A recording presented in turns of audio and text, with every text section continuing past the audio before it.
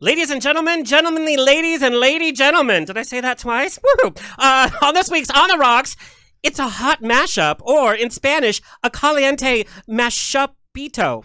That's my Spanish. With the men of the Homo Homie Podcast, performer and broadcast, Erick Velasco, and award-winning communications expert, Jose Resendez, and me, your favorite host with the sassy most. Raise a glass and let the drinks begin.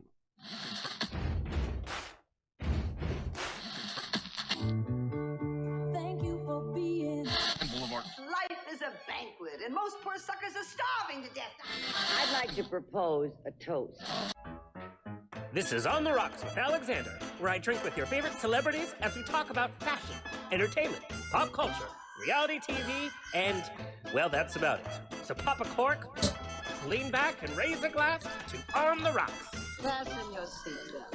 It's going to be a bumpy night. Lord help us, buttons and bows and pantyhose. On the Rocks Podcast, a place where we're too glam to give a damn. Today we get a little Latino, which will be interesting since I can't even order Del Taco. Actually, that's a lie. I can order a Del Taco. May I have a Diet Coke, please? Actually, they have cheeseburgers at Del Taco. Why? I don't know, but they're delicious at 4 a.m. after the Abbey.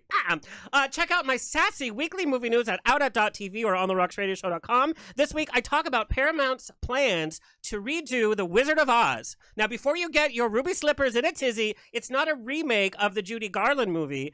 It's a direct kind of retelling of the Frank Baum stories, which are very different. It's going to be more dark and more serious, but still your favorite characters searching for a brain, a heart, and courage. So basically any Republican. Like us on Twitter and Instagram at On The Rocks On Air, and on Facebook, On The Rocks Radio Show. Send me an email. Book me for a wedding, funeral, quinceañera, bris. I don't care. I will show up. Info at ontherocksradioshow.com. Send us your questions and comments and nudes. Boop. Our presenting sponsors for today are JustFor.Fans, Uberlube, The Luxury Lube, and FanDaddies.com. More on them during the show. Kurt, do you have a pun? You're so punny. Of course I have a pun. Okay. Well, it's more of just a straight up joke, and a straight up straight to joke. You mean it's not a gay up joke? It's a straight up joke. I mean, you can call it whatever you want. Hurry up, Kurt. Did you know that the pool on the Titanic is still filled with water? No shit, it's underwater. Exactly. That's the joke. That's the joke? Yeah. That's the best you can do? Yeah. I didn't have a lot of time. That was the worst one you've ever done in your life. I thought it was I try for you. I only have so much gold. I don't think you've been trying at this. Okay. I don't think you're trying. Like, after so many years, you kind of run out. Yeah, it's been over 5, so yeah. I'm hitting the bottom of the barrel here. That is definitely the bottom of the barrel. The show's presented by Straw Hut Media. You can watch and or listen to our every now over 238 episodes at ontherocksradioshow.com for free. Hello to our listeners around the nation on every major podcast platform, Facebook Watch, and of course on Apple TV, Roku, and Amazon Fire TV on outat.tv app. Share, subscribe, leave a comment, and leave your phone number if you're single. Even if you're not single, leave a phone number. Okay, let me introduce my guest for today, the host of the Homo Homie Podcast. Erick Velasco, also known as the Homo Homie, is the host of his own podcast, as we said, the Homo Homie Podcast. He's also well-rounded in the arts and is known as a triple threat. He attended and completed a 3-year music conservatory program consisting of theater, dance, and vocal music, ranging from classical to musical theater, with the Citrus Singers Group. And during his time there, he was an active member in the community and became a well-seasoned performer in the U.S. and traveled to various countries within South America and Central Europe. And in completing his conservatory program, he was fortunate enough to meet and make a long-lasting friendship by becoming a right-hand side for the local radio personality, Roxy Cordova. And while working along Roxy, he appeared in the reality series premiere of Jenny Rivera Presents Chiquis and Roxy. This is going to be a tough show for me, by the way, because I can't speak Spanish. He was also giving you the Daily Sports Report as the first openly gay Spanglish on-air sports correspondent known as Erick A., of course, the sports Homo Homie, for 93.9 FM. He also served as media administrator for the podcast Amber Rose Presents Risque with Roxy and Ruby, and he was on-air talent for the digital broadcasting platform Dash Radio for the Tattoo and the Crew, and also reported on the gay news every week on Ice Cube Presents Big 3 Radio. You have to play that picture one more time, Kurt. We dug and researched, girl. Not only has he worked in broadcasting, but he also helped establishing a 501c3 nonprofit started by Roxy called Amigas for My Soul. And it's an organization that he's proud to support that helps to inspire all women to live purposely and courageously, regardless of their background, age, financial status, or sexual orientation, and provide tools for them to build a better tomorrow. And throughout his life and career, Erick has been blessed enough to be himself and is proud of being part of the LGBTQ LGBTQ, LMNOP community, and is a role model and activist building bridges between the Latinx community and the gays. Please welcome Erick Velasco. Hola, hola. Hola, hola. Yo, boy. Dang, I did not realize That's how much all you, I've boo. done. I know, right? Am I done already? Is this like 5 minutes and the interview's over? Okay, so you know how we say, hey, boo. So, like, what's boo in Spanish? Like, Boo. Boo in Spanish is corazón? boo. Oh, no. Oh, as in like Boo in Spanish is boo, I'm y'all. a boo, no. Mi Sounds like a Spanish amor, ghost. mi amor, mi vida. That's too much. I don't want to be like, my boo is like, you could be my one-night boo or like my boo-boo. The side piece, you mean? Yeah. Pistola in La Cider? It's Sancho. Sancho. Yeah. Oh, like Sancho and Don Quixote. Yeah, there you go. Okay, so Michael Vega, I'm going to be calling you Sancho. It's the same boo, it's just Sancho. Yeah. I love that. The Sancho's like a sugar daddy too, so it's like the boo and the sugar daddy all in one, where they pay for everything for you. No, that's definitely not. That's not what's happening. Platonic. But in my mind, there's like some Spanish ghost going around going, Sancho. Instead of boo. Also joining us is his co-host, Jose Resendez, an award-winning communications expert with over a decade of diversity and inclusion experience in the U.S., Hispanic market, specializing in publicity, digital media, influencer marketing, talent relations, content curation, programming, production, and events. He is now based in L.A., starting his career in Miami, by the way. His brand clients have included Fortune 500 companies such as AT&T, Procter & Gamble, of course we know CoverGirl, Pantene, Olay, Tide, Johnson & Johnson, PepsiCo, Energizer, Bayer, JP Morgan Chase, many other household brands. And in his role, he's had the pleasure of collaborating with several celebrities and influencers for brand campaigns, including Sofia Vergara, Eva Mendes, Taylor Swift, Becky G, Perez Hilton, that's hot. He is currently a freelance marketing consultant and digital strategist for a variety of clients that include events, production companies, and media groups. He's also a publicist at Imagine It Media, where he executes traditional media efforts for recording music artists and serves as a micro-social media influencer and currently the co-host of course, the Homo Homie Podcast, a podcast dedicated to all things queer Latinx. He was listed in Adweek's PR 30 Under 30 for his career and listed in Alegria's magazine Most Inspiring Latinos issue, and that's just for his Grindr profile. He has been recognized and nominated by a number of awards around the nation, and he graduated Mr. Fancy Pants with honors from AI Miami International University of Art and Design with a Bachelor's of Arts in Advertising, where he received the highest student award recognition possible and was later inducted into their Wall of Fame. Of course, it's in the bathroom, but anyway, please welcome Jose Resendez. Thank you.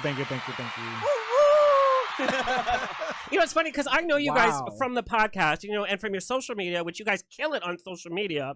And then getting to research you guys, it's like, wow, there is a lot of substance and a lot of experience that you guys have been through behind the podcast.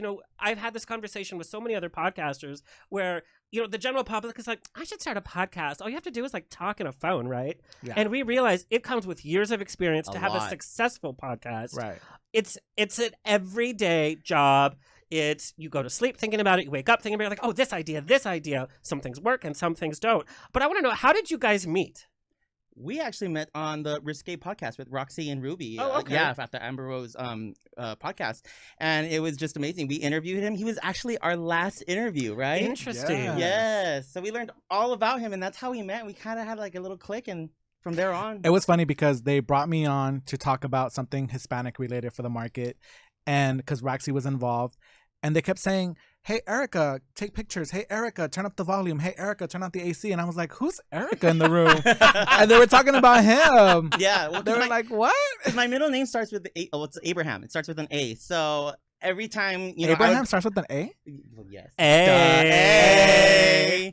So every time I was in school, they would call me out and they would say Erica Velasco. I was like, what? I didn't raise my hand. They knew? Right? It was already predestined. So I raised my hand at the end and I was like, hey, you forgot me. They're like, no, I didn't forget you.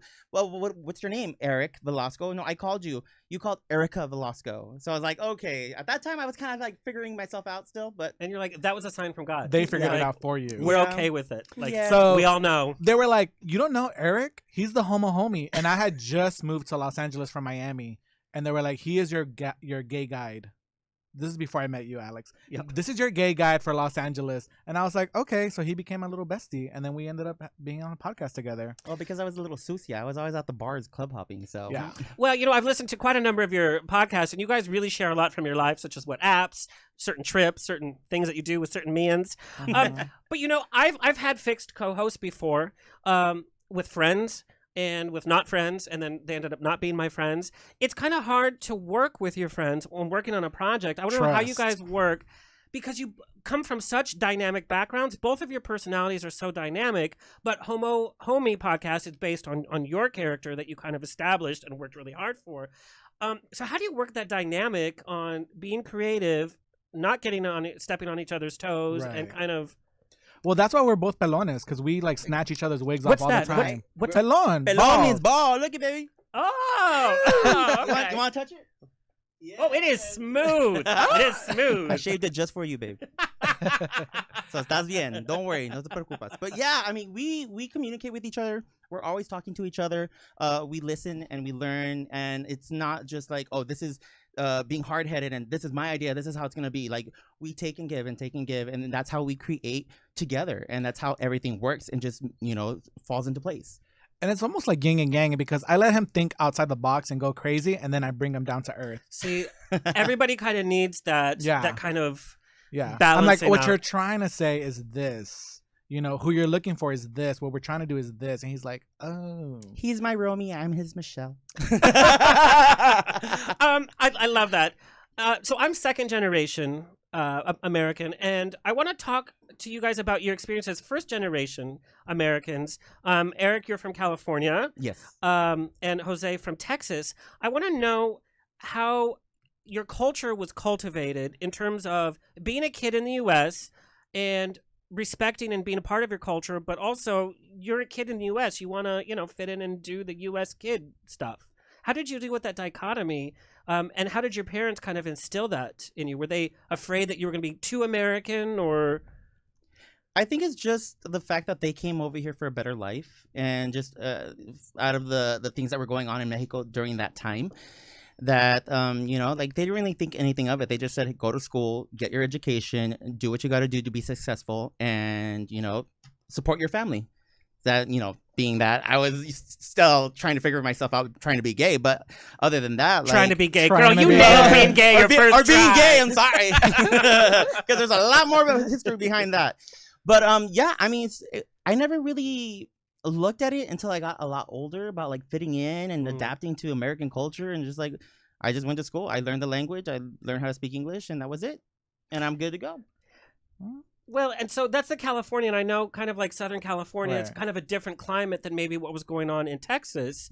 And your parents are Guatemalan and Mexican, right? Yeah. So there's even a dichotomy there, because we know, you know, growing up, my grandma was from Mexico, but in order for us to have a better life, even being raised and my mom, we were taught, you know, we weren't like Mexican. I didn't know the culture. I didn't know how to speak Spanish. I still don't really know how to speak Spanish. And it wasn't that we were ashamed of that part of it. It's just that we wanted to be successful, and she wanted her kids to be successful and her grandkids to be successful. And so I missed out on that. And so I get kind of pushback from the Latino community. It's like, what? You don't speak Spanish? You don't know, you didn't have your quinceañera? I'm like, I didn't even have my quinceañera. I should have an adult quinceañera. Yes. It's called, well, I don't know how old you are, but there's a thing called doble quince. Doble quince, o treintañero. Or treintañera. So that's in your 30s, bitch? triple. Or cuarentañera. You can do a triple 15. You can add ñera to like everything, so you're good. Yeah. You're Okay. good. I think we still got you. Yeah. Some sponsors will We come got you, through.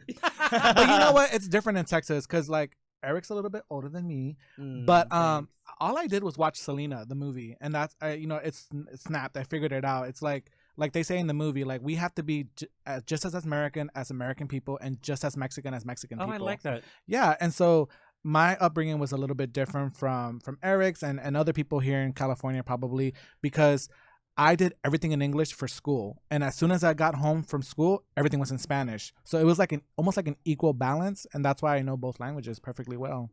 Yeah, same thing. Well, my parents, they spoke a lot of Spanish, but they never really spoke it all the time. So it was more predominantly English. And I grew up in a city where it was all white, And so do you guys regret not knowing Spanish, or do you look back and you're like, man, I missed out? I mean, I studied Spanish in school and in college. So that's where I learned Spanish, and I was able to converse. I've lost it all since then.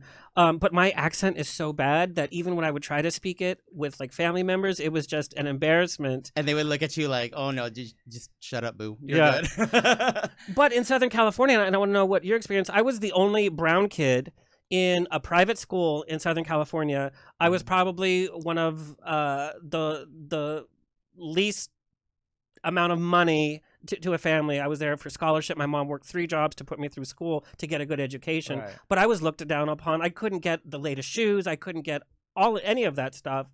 And so there was this kind of embarrassment. And looking back, I wish I had celebrated my culture. But now as an adult, I'm able to look at some of the history, some of the artists that come out of that time. But I really do. I'm sad that it wasn't a bigger part of my life, for sure. Yeah. Oh yeah.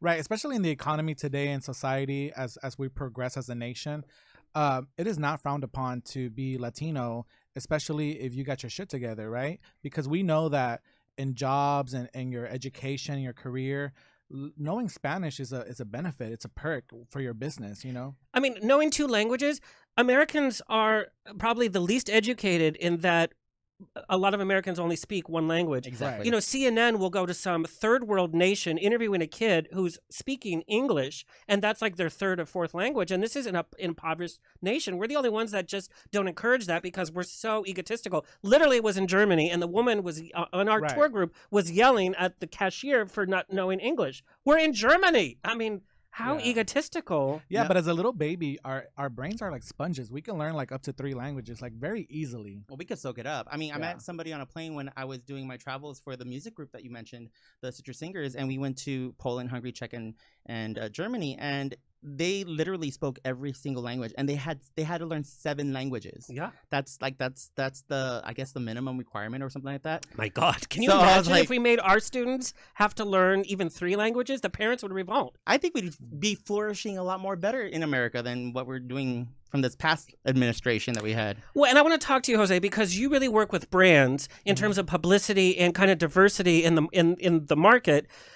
How has the Hispanic image kind of suffered from our last administration, and what do you think the image of the Hispanic business world is going to look like going forward? Yeah, I think Just a simple question. Yeah. Nothing too Hello, elaborate. thesis.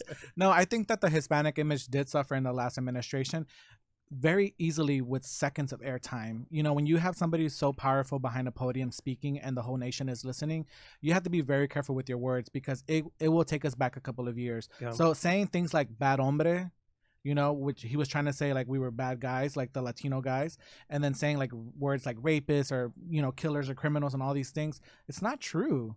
You know, maybe in Hollywood in movies, or maybe you're looking at a cholo that's in an East LA film, but that's not true to all Latinos, you know? And so we have a lot of better representation out there. We just have to uplift those people. I want to know, and you kind of touched on it, about when your sexuality started to come into fruition. I was raised in a very conservative Catholic environment. I didn't come out till I was a junior in college. Didn't even have gay sex until even later than that. How did your growing up, because I think you were more immersed in your culture. When did you first get the idea that maybe you were having different feelings? And then how did you approach your family about it? Yeah, that's an interesting story because I started experimenting when I was little, like about 4 or 5 years old. What? Experimenting? Well, making out with girls, touching body parts. Yeah. So I couldn't even get a date till that's some shady puns. Well, one of my cousin's girlfriends came over and she had a daughter, and so they left her at our house to babysit.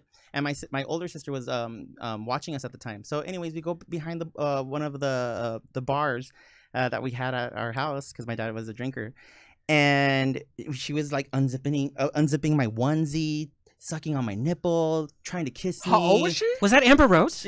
No, she was 5 years old. And you were? I was 4. Her name was Lorraine. And y'all were at the bar. Kids did that kind of stuff. Girl, this was like a glimpse into your future. Sucking on your nipple.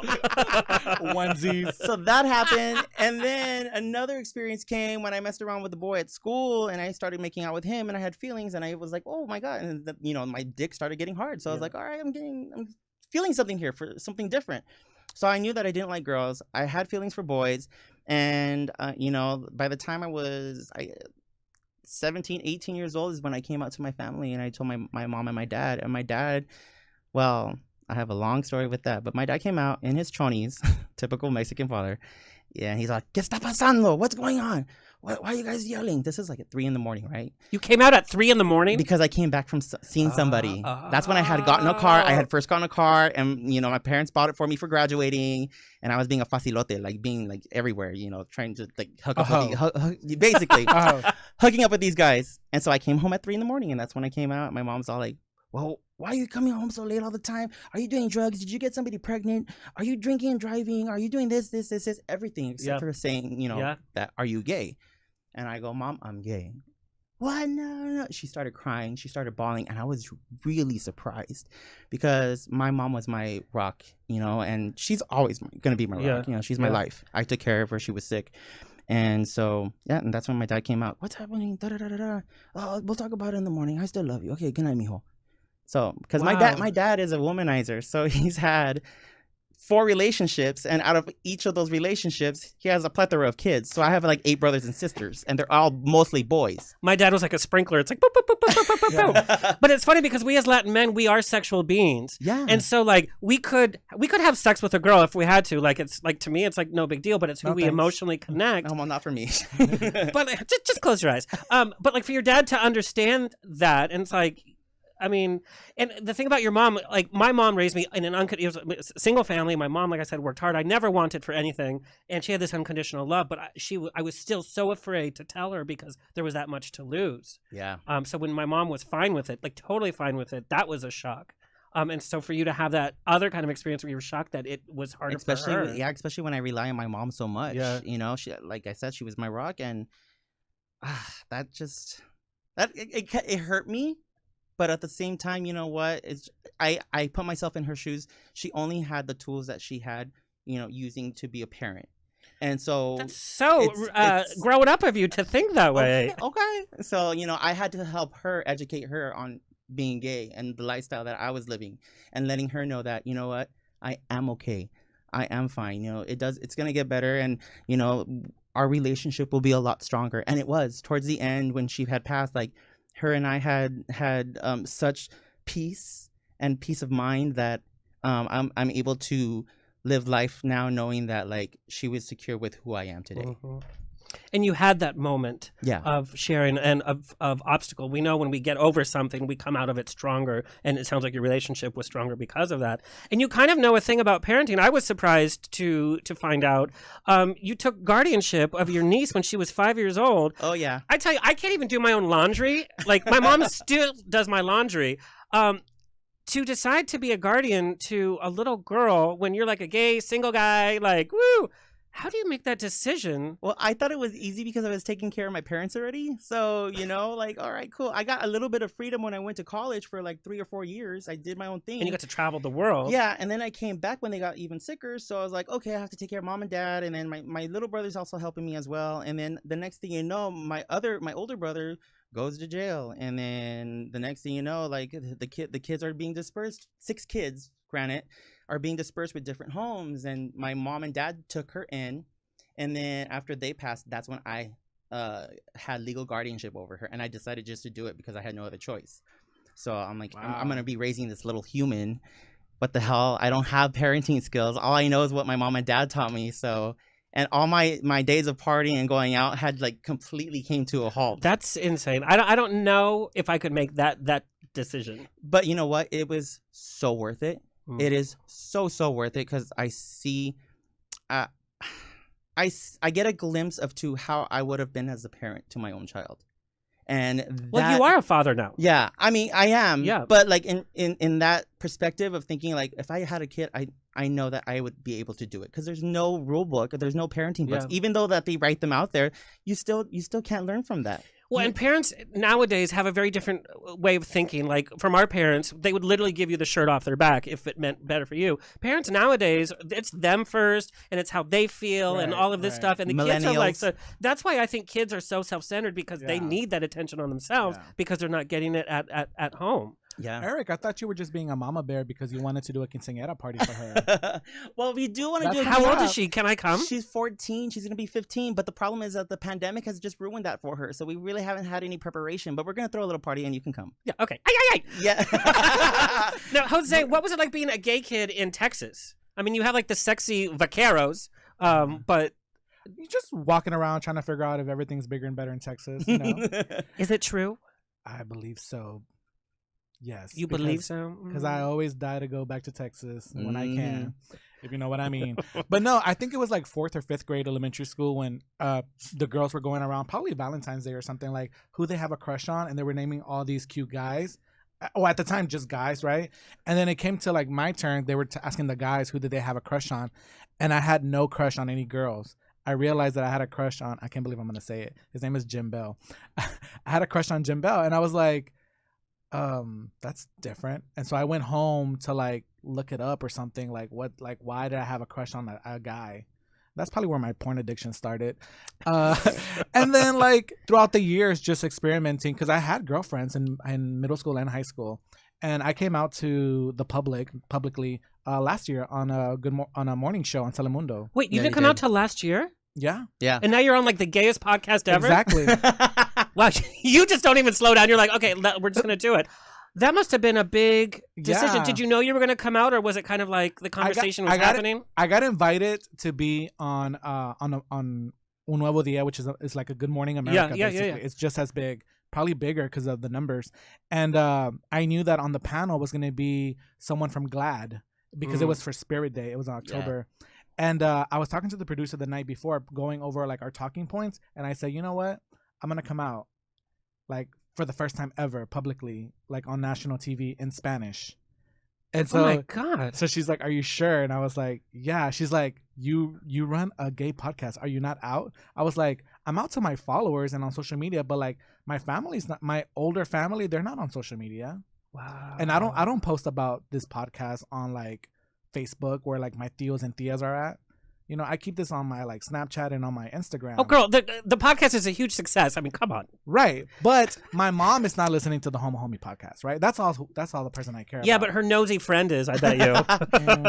The neighbor, the tia. Well, I haven't heard a word about it. You know, you still haven't had that conversation. No, I haven't had. They never bring up the podcast. You know, so just like you're saying, in case they know, or me. But doing they didn't bring up your campaigns. appearance on the show. They brought it up, but it's just like we don't want to talk about it. Oh, girl, that's an episode right there. Yeah, because my family is very religious. I was raised very Roman Catholic. I sang at 3 different Catholic churches as the cantor. I mean, talk about being in it. Like we were in it. My mother's Pentecostal. Well, that's a whole other and that's bag. so funny that we all come from like we're in cultural Latino. Latino cultures, and also in we're doing the podcast. Yeah. We also notice in Black cultures, like a lot of church is involved with our culture, and then we end up turning out gay later on, and then being reamed Abbey, for it's it. a different church. Not the Girl, Abbey. you're on your knees The praying chapel. at the Abbey. The chapel. So I want to know about coming out.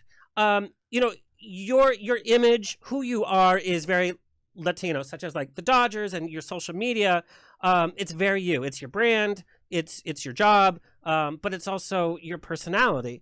Did you ever feel like you had to conform to like West Hollywood? Like I had to start wearing these kind of clothes. I have to start using this kind of language. I have to, wear certain jewelry a certain way, or, I know sports was your thing. Did you ever feel that pressure? It's like, now that I'm gay, I really need to fit in, or I want to fit in because I want to date these people or be in the community. So Opposite of all that.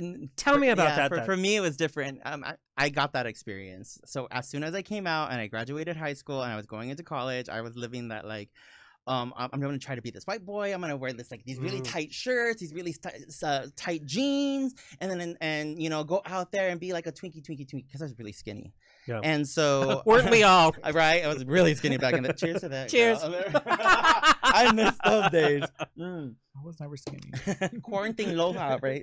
Yeah, but skinny people are always in a bad mood. It's like, just eat it. Exactly, right? Suck a dick, save a life. But I mean, yeah. So I was trying to conform into that West Hollywood feel, you know. Mm-hmm. And then after I graduated the conservatory program in college, that's when I started just to hang out with more Latinos and just realizing the culture, and then going to the clubs like Cobra and like Chico's and Oz in Buena Park, like all those. Oh, I remember Oz. Yeah, I remember. That's a different Oz. Wizard of Oz. I got to see the wizard. And now and going to Bravo and Robbie's and all those Latino clubs, you know, Yeah. in the outskirts, and getting that feel and starting to realize like, okay, so now I'm getting it. And then I started losing my hair and I shaved it off, and when I shaved it off, I had this look. Yeah, which is So- very, it's your stereotypical homie. Yeah. Yeah. Yeah, and my first boyfriend was white. That's when you became a top, right? No, I'm Girl, still- not even Helen Keller believes that. Even she's like, Gee, thanks. No, my first boyfriend was white, and then my second boyfriend was Mexican. So that's how I kind of learned about the whole culture, and then adapting to that, like the Vanilla. pelon, the cholo look, the. So I'm going to be very honest with you because that's what we are on the show. And, we got the vodka flowing. Approaching somebody like you at a bar, like I went to Oz a few times, I felt so out of place. Not because I was trying to conform to West Hollywood, but because I just never grew up around, that kind of language, that kind of energy. It is so intimidating. And it's so not my language at all. Very sexy because, I mean, to be with a homie is just, it's like, It's I'm hot. my homie. I've been to county 5 times. I saw the movie. But it's 5 very times. intimidating. More than 5 Right. times, girl. 1, 2, 3, 4, 5. 1, 2, 3, 4, 5. Okay. But it's very intimidating for somebody like me, even though we're from the same Yeah. culture. Mhm. Isn't it weird that there's this dynamic and this fear within our own community? Yeah, because we're trying to like fit in with different parts and still trying to figure out who we are and Yeah. where we were supposed to be. Some people can fit into the West Hollywood culture, and others just fit into something different, like me. And I am finding myself more and more each day, and then I'm starting to get into more of the bear daddy community. So it's like as I get older, it's like all these weird things coming about. Are you wearing a harness? I underneath that want to get a Dodger? harness. That's what I really want a harness. I'm not into that. Maybe No, some- that's not my thing. And because like I'm part of the bear community and I MC a lot of the bear stuff. I'm so not a bear. Like it's Shave it off. I mean, if I could, I would have. I looked like the werewolf by like 10 a.m. But it's funny because that's another subculture that Yeah. I just don't feel comfortable in. And I don't find that inclusive, by the way. We talk about how we're the LGBTQ community when we're fighting our own battles Yeah. and not feeling included. We're and- so inclusive, but we have all these cliques. yeah, but you have to be this or you can't be this, blah, blah, blah, blah, blah. Or do you feel like you're so detached from it because you don't understand the Latino culture roots that you were brought up in, or not speaking the Spanish, not speaking the language, Again, just being very honest, the whole homie kind of persona was a different type of household that was so far from what I knew, and it's something you saw on TV, Mhm. and you saw glamorized as mafia criminals. Yeah. It's not that I was around the culture and was That like, was a hot "Oh." part to me. That was the part that turned me on. But to me, it was such a Yeah. negative, and that's because the media only portrayed Portrays it, Right. yeah. right, and so yeah. And that's what we're trying to get away from in Hollywood, and that's what we talk about on our podcast too. Is the fact that like the stereotypes that we see in entertainment, it's always negative, reflecting on Latino groups or people of color, and that's an issue that we need to tackle, and that we need to as a group, as color people of color, that we need to band together and unite and stop that stereotype. And create stories, write these stories, and bring stories to film or wherever you can, just to say, hey, you know what? He looks like a cholo, but he has a business suit on, and he's a CEO of a corporation, a company. And I think we're slowly starting to see that, and it's exciting. It's like we're not just playing the maids anymore. We're not just playing the drug lords anymore. Times are changing, and even other minority groups, such as the Black community, is celebrating this huge boom in Hollywood right now, where they're the leads and their powerhouse is not playing their stereotypical roles. And I think that's going to trickle down to all of the other cultures. But I want to know, so you didn't feel like, I want to be a pretty boy, I want to fit in, I'm me. Yeah, I'm still trying to lose some weight, but I mean, we all... Even, like the skinniest bitch is like, I should lose some weight. Exactly, Whatever. right? you know It's where COVID. You know where I felt it more? It was because I moved here from South Beach. I lived in South Beach before Yes, you LA, did. and I was there for a decade. All my 20s were in Miami, and living in South Beach and just seeing so much skin all year round. That has to play on your mind. I mean, it just has that is to. what gave me the pressure of like, I can't go to that bar. Yeah. Why not? And I'm like, Not that I can't afford it, not that I can't get in, not that And I'm not people on the will list. look at you. It's They because just will. I don't have the muscles, I don't have the six pack, I don't have the look. You know, so I rather go to a straight bar. And so that was me growing up in Miami. Can we just agree as curvy girls, we still get plenty of play, don't we? Oh yeah. Oh yeah, you do. There's a waiting list. Okay, we're gonna break it up. We're gonna play a little truth or sip, and you have your we have our branded flask, by the way. Thank you, Urban Wolf Prince. So make sure that you're topped off because you have to answer. Oh yeah, here we go. Truth or sip on the Rocks with Alexander. All right. And today's Truth or Sip is brought to you by JustFor.Fans, the adult award-winning site connecting in an all-inclusive array of content creators and their fans in a totally safe, COVID-friendly way. We're all a little lonely during lockdown, so set up your free profile today at JustFor.Fans. You can also check out The Naked Truth, which is the official Just for Fans podcast, featuring interviews with their top Just for Fans performers. All right, so you either have to answer the truth or you have to take a big sip. Okay. Okay? And so this is for both of you. What Latino stereotype is 100% accurate? Truth or sip? Don't think about it too long. I'm trying not to. It's just That we love tacos? That's so true. yeah. Okay, then you don't have to sip. But you can if you want. Least favorite episode of your podcast? Ooh. Yeah. Go, Eric. Go. Oh Go, my God. go. Or sip if you don't want to. Go. I don't know. I can think. I'll sip. Okay, yeah. Ooh. We all have those guests that were like, oh, really? Mhm. They're all good. Oh my God. I really cannot say. Then you better sip. The biggest pet peeve about each other that you've never told them before? Oh, she has a million of me. She tells me every day. I'm fine. I can take criticism, but I don't know if I can. If I can do it to her. Do it to me. Okay. I'm ready. Are you ready? Sometimes. Here we go. Here we go. Let me throw this drink on you. Oh my God. Don't waste the vodka. I'm just gonna buy you a deodorant stick. Oh. Sometimes. It's Because we're sometimes. hard workers. Hello, I've been sweating up a storm over here. But she has a lot for me. Go for it. Ready? 1, 2, 3. No, I'm gonna be nice. Okay, then take a sip, bitch. It all comes from love. She's gonna kill me. Okay. As bald as Eric is, he is a total blonde, a natural blonde. I think that's cute. and I'll leave it at that. Yeah. We do hear this dynamic on the show with you guys. When I listen to your episodes, it's such a fun dynamic because there is that, hey girl, like, you're kind of like bringing it down to, yeah. He brings me down to reality. Yes, and yeah, he's yeah. the one that's more logistic. Okay, so. truth or sip. Have you ever, guys, fooled around, kissed, had a drunken flirt with each other? He's tried it so Oh, many this- times, but no. Oh hell no! Oh my God. No, girl. This actually came from one of your listeners, by the way. No, you've never? Mm-mm. We never kikied. Nothing. It's, Even like in a drunken? Because I know you guys have like your party nights. no. Okay. I'm like, Sorry. no. Sorry to burst that bubble. Truth or truth or a sip. Have you slept with one of your podcast fans? I probably have. I'll take a drink, but I like. Yeah. Yeah, we don't know all of our fans, so I'm sure. Yeah. No, but like you know that they. Oh, I listen to your podcast. That has happened to me, and I hate it. But have you done it? Truth or sip? Yes, I have. Oh, okay. Yeah.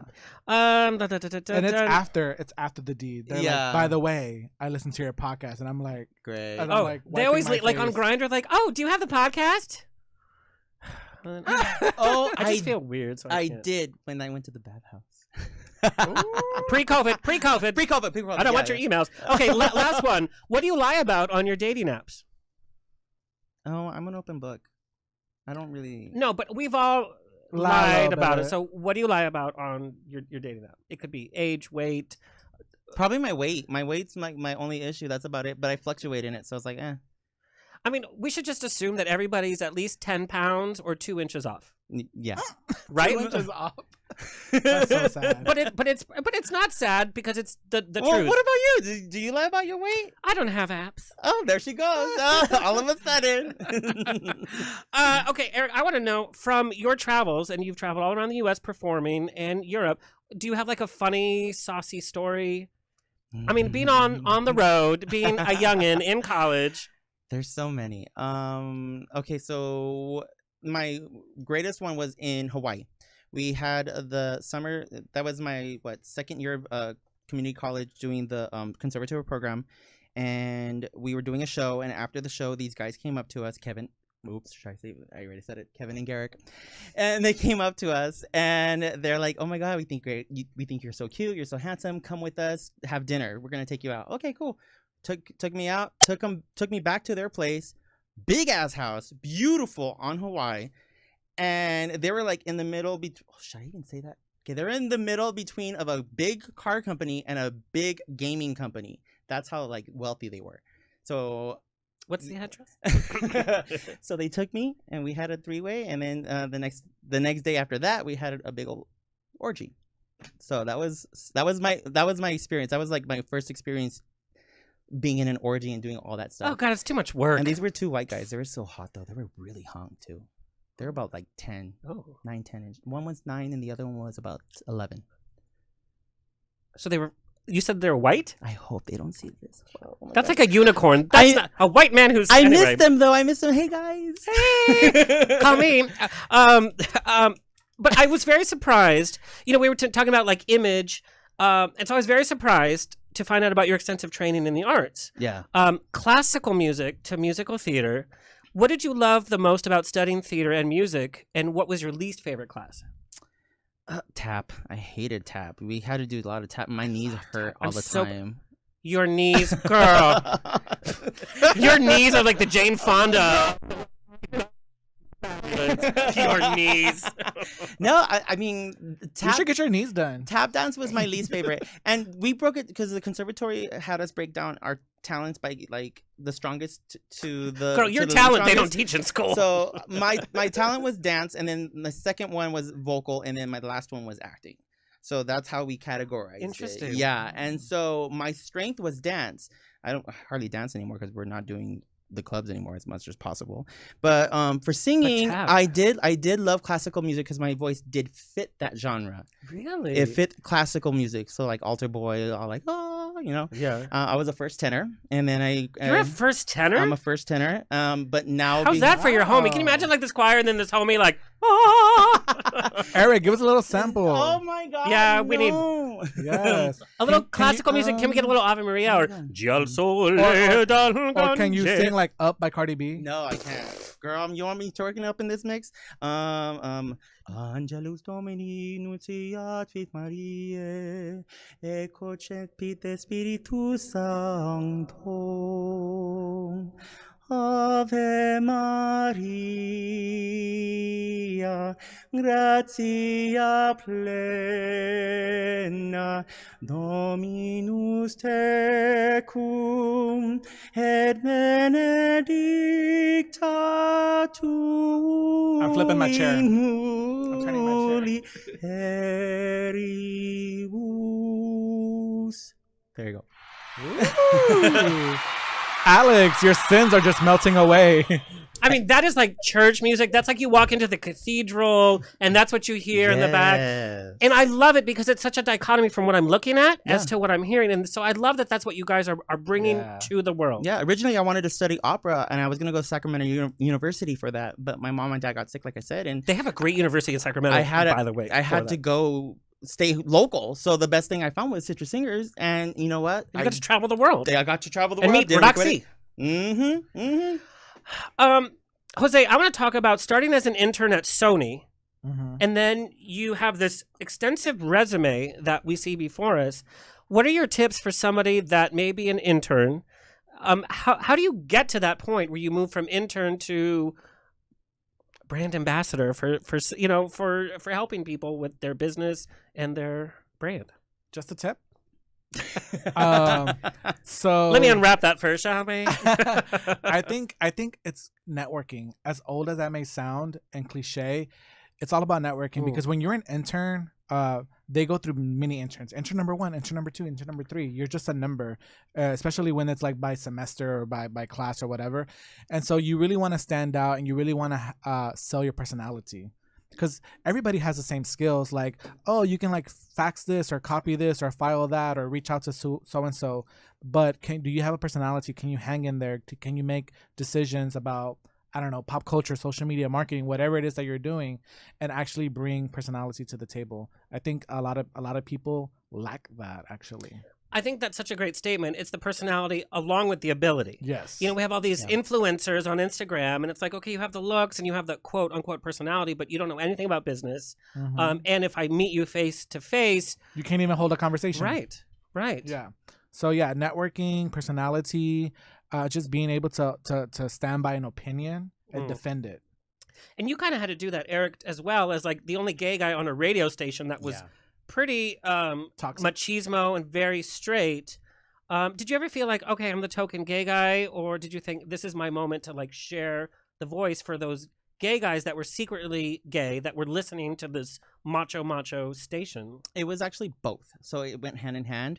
Because I was a personal assistant for Roxy, I was her right hand man, and I helped her out, and I did everything for her. And one day she just said, "Hey, fool, we're doing the new show. We're gearing up, and we need something different. Like, just you're gonna do the sports." I'm like, I cannot do sports. I don't even know. I know about men in tights. That's about it. Oh, I thought you knew sports. I didn't. I knew nothing about sports. Oh my god! Just balls flying to his face. That's it, girl. Just balls. I actually love football, like for real. Like I know the teams, and I follow it and I watch it. What's your for many favorite team? reasons. The Steelers. Okay, mine's is the 49ers. I just like it when they hit the home runs.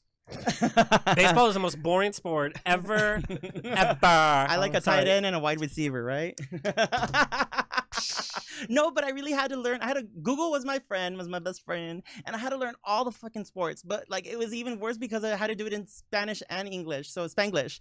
So I had to go back and forth, and I would get up at 3-4 in the morning, look at Google, find out what's going on in Yahoo Sports as well, and then write my little segment, record it on my phone, send it to Roxy for approval, and then she would send it back. Fool, you gotta fix this before 7 o'clock. I'm like, okay, and I already had sent it by 6 o'clock. So I go back on my phone. I go back on my phone, record again. And sure enough, they took care of it. The engineer, the sound engineer. Shout out to sound engineers. They work magic. Thank you very much. Not even kidding you. Like, Kurt will be like, oh god, yeah. It's the hardest shit ever. Even editing the podcast, it's hard. So I give credit to engineers galore.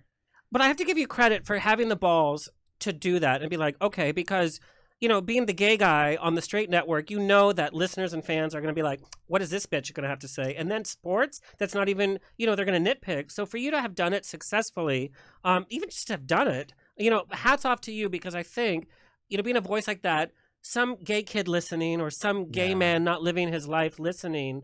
It worked in my favor, though. Like, I enjoyed it. And I like you said, like, it affected the community, and I got a lot of love from it, the community themselves. Like, thank you so much for doing this.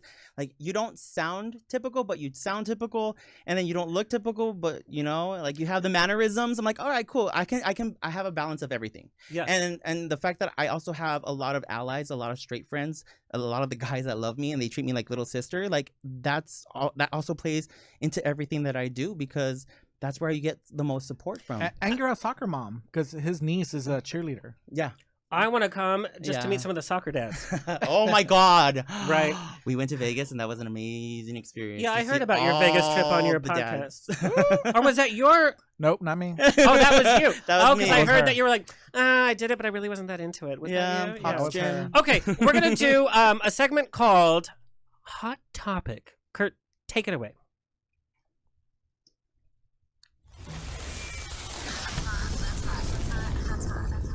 It's time for Hot Topics on the Rocks with Alexander.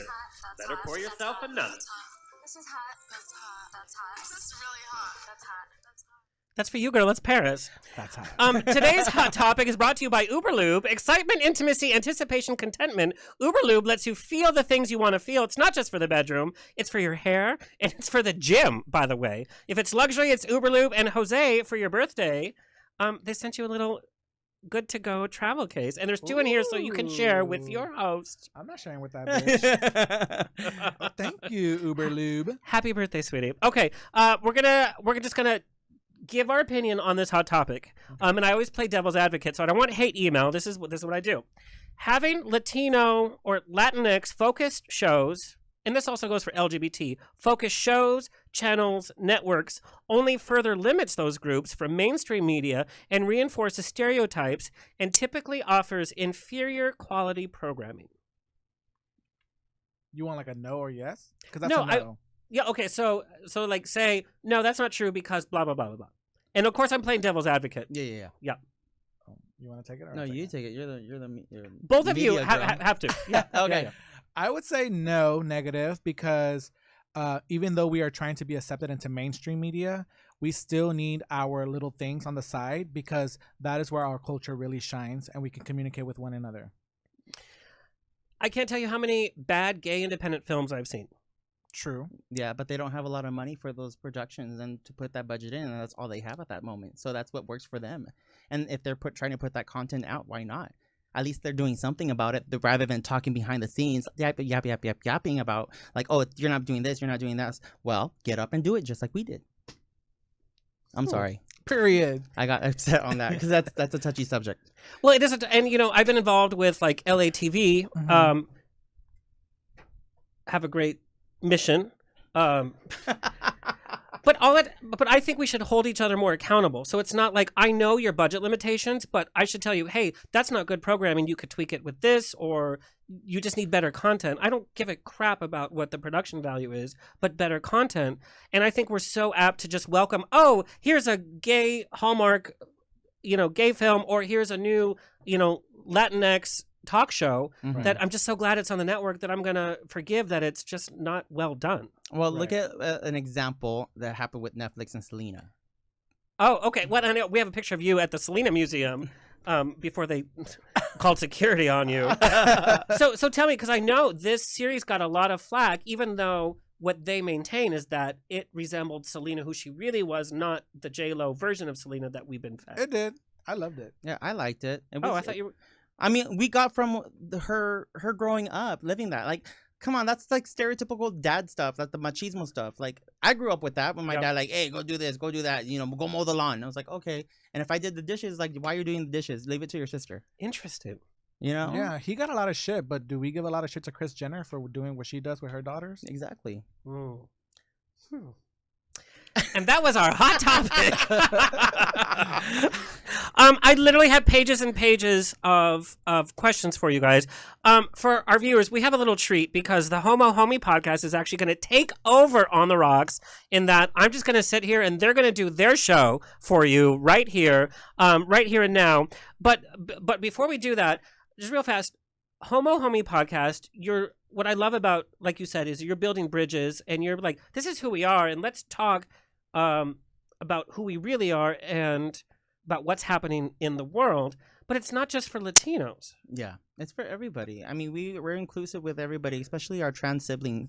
And it's a touchy subject because they are, every day we're hearing in the media about them being killed and being harassed, and it's not right. We have to step up as a community, even within our own LGBTQ plus community. Like, we ostracize the trans community. We have to be there for them. We have to, share their stories, get to know them, understand them, protect them, because they're just like us. We're all human at the end of the day. And what I love about your podcast is that you just talk about it in a very matter-of-fact way. We're so afraid of using wrong terms or saying the wrong thing, and you guys are not afraid of that because it's your show. Yeah. We use it as a learning experience. Yeah, too. We fuck up all the time it. with pronouns, with definitions, what things mean. This is just Eric and Jose's opinions. Yeah, and we're constantly learning, and just because we're gay doesn't mean that we know all the lingos. And we don't culture. edit it out. We just leave it in there because if Eric just found that out or I just found that out, then someone who's listening probably also just found out. Mm-hmm. That's exactly right. And with the trans community, it took me a long time to understand why the trans community was part of our movement. And it was out of my ignorance. It was out of not being educated. It was out of not having that personal experience. Now I have so many friends that are trans, and it just makes sense. Even I'm having these conversations with my mom, about trans, and she's using the right pronouns, and it's a better experience. But it took some start and go, even from our own community. And I have straight men who I've worked with and been around with and that know me. Like, they hit me up on through a text or a message, and they're like, hey, you know what? I met this girl, but she told me that she's trans. I'm like, what do I do? I'm like, well, treat her like you would any other girl. Just, I mean, there's an added bonus there, but I'm just saying, like, treat her And there went that. treat her with respect, treat her with love, treat her with kindness, and get to know her personally on a deeper level and mentally and spiritually, because that's what it is about at the end of the day. We have a lot of straight people reach out to us. Yeah, they do. I'm very surprised, especially when we did an episode about HIV and AIDS. Mm-hmm. We had like straight women like, It's not a gay disease anymore. Yeah. No, it's not. Yeah, we had a lot of straight It never people hit us was. up. It never was. It never was a gay disease. Yeah. Just to correct that. I'm You sorry. are correct. Yeah. You are right. Okay, so the Homo Homie podcast is going to take over, but real fast, we're going to do a little rapid fire. You guys just have to boom, boom, boom. Who wants to go first? Do me. Get me out of the way. What is your musical theater audition song? Oh my God. 16 bars. Lord, please take this journey to find a promised land. What There you musical go. is that from? That's from the songs on a Spanish sailing ship. Yeah. Oh, That's wow. not you just made that musical No, up. no, there's a musical. It's Okay, called- what would the name of your biography be? Oh shit! Like, Oh, shit. Okay. I don't know. That. Next question. Okay, worst date. Oh, I took I took my boyfriend to the top of a mountain, and I opened up the back of the caravan, and we were looking out the city, right? And he's all like, "Oh, this would be a perfect place for me to dump your body." Cute. No joke. Biggest pet peeve when interviewing somebody on a podcast? Likes, the typical like and like this and like you know. I'm like, well, I hate okay. when people say, you know, it's like, no, I don't know. That's why you're telling me. Yeah. But we have to understand, because we're used to this, No, that I- people get really nervous, but I am there with you. He What doesn't would- like them because he has to edit them out. Yeah. That's yeah. why Yes. he doesn't like That's I them. have to say, you that's know, where I we sympathize do with it live, editors. and our show is like, this is what you got. Your show is edited so perfectly, like the sound effects, like when you did the app, and it was like all that bloop, and like, and that Adam for Adam, I hadn't heard that tone in a while. Okay. What would your drag name be? Oh, Lola Cinnabon. I used to have it back in the. I tried drag for a minute, but it didn't work. Yeah, so- we saw that picture. Yeah, exactly. Girl. We got hate email from everybody. Okay, Jose, rapid fire. Who is your celebrity crush? My celebrity crush is LL Cool J. He is so hot. Uh-huh. Worst drunk story. I got so drunk that a lady that was cleaning up the club, like at 5 a.m. in Miami, she ended up getting my phone and dialing the word mom because she didn't know who I was. I was passed out like underneath the car in my bonnet. Oh, that's Oh. dangerous, girl. But at least you didn't drive. Dream interview for the podcast. J-Lo. You know, I think that she would, by the way. Mm-hmm. What song is constantly on repeat on your playlist? Hero, Mariah Carey. God. I know. I said song, not mess. Oh, and this is funny. J-Lo versus Shakira. J-Lo. Of course. So fast. Versus Shakira? Yes. A musician? Oh, You that's did- interesting. You just said J-Lo versus Shakira. All right, you guys, we are going to hear from one of our sponsors, one of our favorite sponsors, Fan Daddies. When we come back, it's not my show anymore. The Homo Homies are taking over when we come back.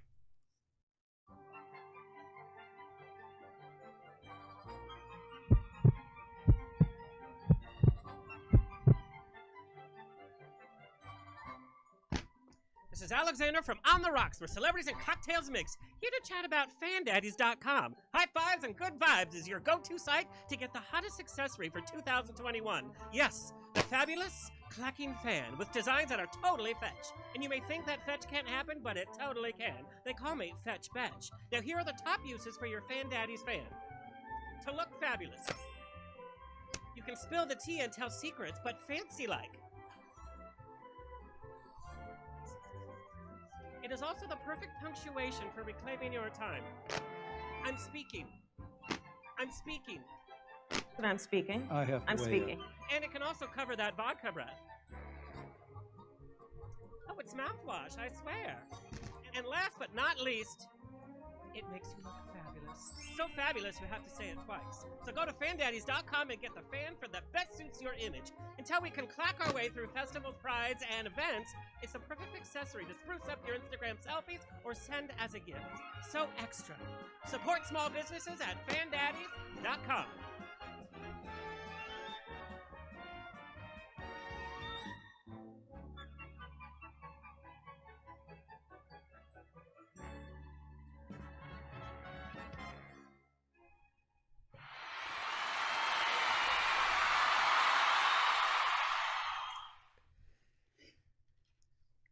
Hey, what is up? This is the Homo Homie Podcast, and we're doing another episode. I'm your host, Erick V, also known as the Homo Homie, and please welcome my co-host, Jose Resendez. Hey, what up with us? Hey, what up with us? All right, guys. So, if you're listening and tuning in right now for this episode, we want to let you know that we are actually in a studio. We're social distancing safely. We're live, and we're having some cocktails as well, right? That sounds dangerous to me already. I know, right? Hopefully, I don't slur my words. And You're already doing that, by the I'm way. doing it now. Great, Yes. thanks.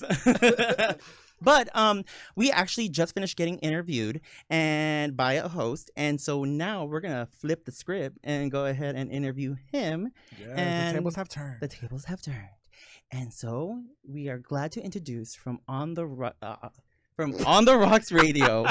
Sorry, from On the Rocks Radio, Alexander Rodriguez. That alcohol's kicking in, girl. That's Shit. vodka on the You rocks. literally had 2 sips, and that's it. No, I didn't. I had a little bit more because we had to play that little round game. But thank you so much for allowing us to be a part of your show. I'm a huge fan of your podcast and everything that you're doing. Huge fan. And we are excited. And I've known you to be around for quite a minute. You You can say them all. Go ahead. No. say it. Like I believe it. You started the show. When did you start the show? Like 2016 ish. I started about 6 years ago. Okay. It was like in a different Was it title called there. podcast back then? You bitch. No, it was in the It was early days of dial-up. podcast. And remember, this was when podcast was like, oh, you have a podcast? How cute. Because radio was still. And now it's like, you have a podcast? It's like, no, Can I'm on I be radio. on it? How cute. That's exactly it. So it's when podcast was first starting. It was kind of like this new idea. And I used to be in the banking world. I was a vice president with the entertainment division of City National Bank. Wow. 6 figures. Ay, And míralo, left that. míralo. Ay. I'm not showing off, but girl, I was not worried about a paycheck. To podcasting, as we know, it's like paycheck. What? Paycheck who? Okay. Wait, why would you leave that type of job then? Because as you guys know, it's a passion. Yeah. Wow. and- Where did that passion come from? Wanting to talk too much, wanting the attention. Well, you have the gift of gab. I mean, girl, please. But I come from a musical theater background. Yeah. But at the time, I just never really fit into any roles. This was before multicultural casting. God, if Hamilton was around at that time, bitch, please. Okay. You EGOT. know, You would have been an EGOT. Right? Where's Lin-Manuel, please? Yeah, I would have been Mrs. Washington just in the back, just like, okay. But I was in the age where, it was all musical theater, like, Guys and Dolls and Carousel and all of this stuff going on at schools and then professionally. And there was no roles for me. There were no roles. I was a little curvy, still curvy, not white, not tall. I feel you. There's no roles for you at all, period, and you couldn't really fit into them. But you had to have no facial hair or grow your hair out at least look the part of a white person. Yeah. So that was the Back hardest rows. thing. It's like, I have facial hair at 10 a.m. What do you want me to do? And so, when you started it, how did you know what it was going to turn into later on, and did you know what you were doing at that time? Had no clue. One of the owners of the station was Ann Walker. She was an actress. And part of the bank, we would go to our clients' parties, and she was there for, I think it was like a web series release party. And it's like, fine, what party? If it's an open bar, I'm there. We drank until 3 a.m. They were literally sweeping and putting the chairs up and still feeding us. And she's like, I just bought a podcast station. You should come do a show. And I was like, what? So I went in and I talked, and she's like, well, put an outline together. And then it was a hobby, but we know the hours, it's not a hobby. Exactly. But I found that actors and actresses that I wanted to be on the show would say yes because all you have to do is ask. The worst thing you're going to get is a no. Exactly. And that's in anything in life. The worst thing you're going to get is a no. And it's hard to get yeses. And so we had George Shakiris from West Side Story. We had Shirley Jones. I'm talking old school musical theater. But then we started to get some of the housewives. Dang. And it was like, the show just built and built. And it's not like it was a labor because I just love talking. And so it just took on from there. And then, we had to say goodbye to your job and see if this worked. And it did. Nice. So it evolved with pop culture, right? Because now we have a lot of Snookies and Housewives and Cardis. And here's the thing to remember about reality TV. Well, and you know this because you were on a reality TV show as well. It has a certain life. And so if you want to have a podcast that's all about reality TV, it's great, but it gets to a certain point. But we know reality TV is ever changing, and stars that are famous today are not famous tomorrow. It's all about the ratings, too. It's all about the ratings. All about the ratings. What you can do for a rating. Oh, that's horrible. That's the worst part. I mean, if I was on a reality show, if you want me to flip a table or murder somebody, fine. If it means more camera time, like, I understand that part. And what we've been able to do in my show, On the Rocks, is kind of mix that with Hollywood veterans and Broadway stars and have, you never know what's going to happen on each episode. Yeah. So yeah, reality TV did help build it up in terms of followers and numbers, but I'm proud to say that we've had Playboy models, we've had WWF wrestlers, because what we find out is that we all kind of have the same story, is that we're passionate about entertainment on whatever level, and we all come from backgrounds that have not been the easiest. Mm-hmm. Yep. And you could be the richest person and still your journey is not the easiest. Right. Yeah. Top 3 favorite people that you've interviewed. Shirley Jones. She was MGM star. She was in Oklahoma, the musical, Carousel, The Music Man, hands down. God, it's so weird because it's like, what's your favorite food? Well, honey, I'll eat anything. Anything, so, right? Yeah. But I think another favorite, talking about reality TV, Brandi Glanville is always a fun time. Mm-hmm.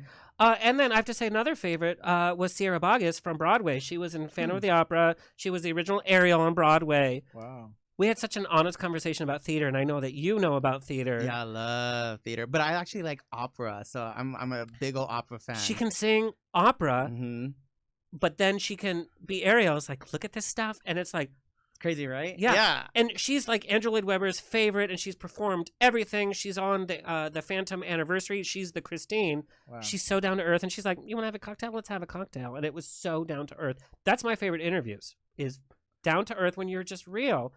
Celebrity is like a quote unquote moniker given to you, but we all go to bed. We all wake up. We all have bad days. We all go to the bathroom. We do the same shit in different day, but what you're talking about is about the relation and the connection that you have with those people. And at the end of the day, they're just like you and I. Yep. They're no different. They just have celebrity title to their name. That's about it. Celebrity status. Do you ever get nervous when you're interviewing them, or just like, you're just used to it now? I asked that of people that are on the show. Always nervous. There's always that 10 minutes before, and you're like, is this going to go well? Is it not going to go well? And I treat everybody like a celebrity because they are a celebrity. If you've made it so far that somebody's interviewing you, I'm grateful. Yeah. And, so I'm going to put that research, whether it's like, my mom was on the show because I had somebody cancel out, and I was like, so, Mom, I've done this research on you. And she was a celebrity to me. Well, she is in real life.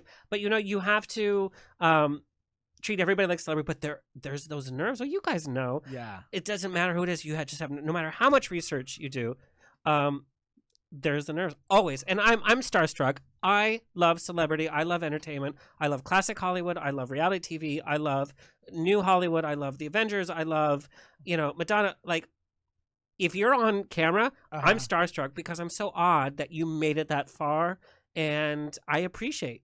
Wow. Yeah. Any particular... Even if it's a porn star, I'm like, hi. Well, you interview them as well, right? You interview porn stars. You've had porn stars. Or you started a new show, I believe? Yeah, so I host the Just for Fans podcast, and what they wanted a host that's not like, I am such a prude in real life, and I started having sex late in life, and so they were like, that's a perfect. They want comedy and sex because I ask the questions like a little kid. It's like, so how do you do that? How do you do that? What does that mean? Yeah. Very curious. Curious George. George. And I think if I would have been educated about sex earlier, but I had like religion going on, I had culture, being a Latino going on. When I had my first gay sex experience, it was one of the most horrifying things ever because I was like, you want me to put what? Where? And then I didn't know how to do it. And so there was the aftermath. Awkward. It was so awful that it put me off of that type of sex, and it's affected everything. So now I'm gonna ask you: are you a top or a bottom? Oh, I'm. You guys are gonna laugh. Oh, no, I'm glad you said that because of the voice. It's like I get that all the time. What are you talking about? Oh my god! In a world of tops, there are no bottoms. That's the actual opposite. So I'm going to be 100% honest, and I don't mean to be like sensational or like, oh, there's anything wrong, because I'm 100% top. I have never bottomed in my life. I tried 2 times. It was the most horrifying thing ever. I want to bottom. I want to. You should try Uberlube. Yeah. I have tried everything. I've tried breathing techniques. I have tried. It's just not something I enjoy. But I feel when somebody says, I'm 100% top, it has a negative connotation on the bottom. Yeah. Bottoms do all the work. They can't even eat a full meal at dinner before a date. You know what I mean? That is the truth, and I know that feeling. And Let then me tell there's you. this weird energy of like, oh, if I'm a top, that means I'm macho, and if you're a bottom, that means you're feminine. That's not. That's I mean, also not obviously, true. Yeah. that's obviously not true. It's about what goes into where, but the energy should be equal. Yeah. But I'm 100% top. No, not even like fingering yourself, or not even somebody. I swear to God, tonguing you. If somebody even attempts, the date's over. Well, do you let them eat you out? He's on no boom. That's it. There's It's nothing. over. I don't want no. I want you to pretend. Don't go back there. No. Period. Like as a cute like date thing, you can squeeze it. I think that's cute and romantic with my jeans on. But there's nothing that's gonna happen. It's so weird to me. But I was with somebody for almost 8 years. Had to have 2 separate bathrooms. I don't want to know what happens in the bathroom. I have nope. Mm-mm. Wait, why do you mean you have to have separate bathrooms? Like you didn't want to see them douching? I don't want to know that You they don't even go want to the to wear? bathroom, and I don't want them to know that I like. Oh. I have weird. We couldn't even say the word. In fact, I'm getting sweaty just saying it. You couldn't even say the word fart in my house. Really? We still don't. Like, because even the word makes are you me- ashamed of the fact that you fuck where shit comes out of? She's on no. I See, think even that just. Yeah. No, Was it no. Amber Rose or That's somebody who has a song that was interesting. like, "You want to fuck me where I poop"? No, it was Amy Schumer. Amy Schumer, right? What was that song that she did? Was She it did Amy a song Schumer? where she was like, "You want my poop machine? You want my poop machine?" So I'll tell you, like, I'm having anxiety right now. Like my heart I is think beating. the one that I remember is Black China and Lil Wayne, Nicki Minaj. Truffle Butter. Yeah, Truffle Butter with Lil Wayne and Nicki Minaj. Truffle butter is when you fuck a pussy and you get all those juices and then you stick it in the ass. Did you really just do that, Kurt? He has left the building. Shout out to Kurt the engineer. Yeah, what's up? So not only have you also been on doing the podcast and your show, but you're also you dabble everywhere. So you have like magazines too. You do you write for magazines. Like, thank you for shouting us out on GED magazine. That was amazing. Well, here's the thing: is like during COVID, it's like our live events are out, right? So I have been an MC for so many different prides, and that's that's my money. When that was taken, I was like, oh crap. Have a great relationship with GD Magazine, which is the West Coast LGBT magazine, and also Metro Source, which is the national LGBT magazine. Started writing interviews for them, and so I'm their lead writer now. Nice. You have to, and you guys know, have to figure out where your skill is and how to modify that and change it to get some coin. And so I'm very thankful. And so my writing has totally taken off, which... Was that a skill that you knew you already had? I mean, I have written short stories and all that, but always for fun. And my drunk texts are poetry. Okay, let's just say that. But yeah, thank you so much for including us in GD Magazine. That meant a lot. Well, to look, we us. talked about the top podcast. How was I not going to include the Homo Homie Podcast? Well, thank you. Muchísimas gracias por eso. But we as artists always have to learn new skills, and we have to Right. challenge ourselves. And adapt. Yeah. Yeah. Like, I'm still fighting TikTok, but I know it's going to have to happen. Exactly. No, and I'm still learning how to do like the editing stuff and the podcasting. You guys stuff, do so such a good job. Thank you. It's not easy, but it's well worth it, and I'm glad that I'm learning every day from it. So And that's what it is. It's like we as artists have had to learn new skills. We've had to learn how to do a camera, how to do a microphone, how to Zoom, how to connect in weird ways. And we've done it. I think if any positive from COVID is that we're going to emerge, we're going to get rid of some of the junk that we had, and we're going to be like, okay, this worked, and this is who I am now. major cleansing. Yeah, like A Bug's Life. I'm the butterfly. I'm a butterfly now. Like, that's who I am. Oh my god! And so, like, I wanted to touch on the topic of today, speaking about like trying to change and being comfortable with yourself. We wanted to bring up the word pocho in the Latin community, or I have no clue what that even means. in Mexican terms. I've heard of it. I've been told it. I thought he meant poncho. We're No, gonna not talk about poncho, ponchos. girl. Honey, I will wear a poncho to brunch because that'll hide all of this Yes. COVID going on. A pocho is like in English, the nice way of saying it is, or like not the really nice way. How do I say it? It's whitewashed. But give us a definition. It's somebody who lacks, like who speaks Spanish and English very chopped up, and they didn't learn it correctly, or they knew it, they lost it, and then they had to relearn it again, and it's all messed up. It's everywhere.